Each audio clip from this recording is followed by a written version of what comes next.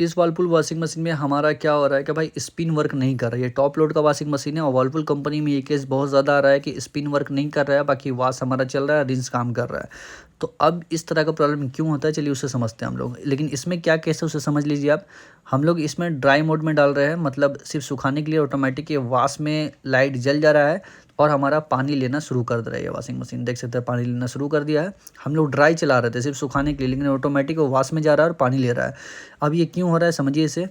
सबसे पहले तो पावर का लाइट आपको काट देना है, उसके बाद नीचे में जो आपका कवर है उस कवर को नीचे से ओपन करना है। उसके बाद आप नोटिस कीजिएगा बेल्ट का प्रॉब्लम होगा, बेल्ट या तो उतर गया होगा या बेल्ट कट गया होगा। दोबारा आपको बेल्ट को अच्छे तरीके से लगा देना है। उसके बाद आपको नॉर्मली ड्राई बहुत अच्छे तरीके से वर्क करेगा और जिस तरह से नॉर्मल वर्क करता है वो करेगा ही।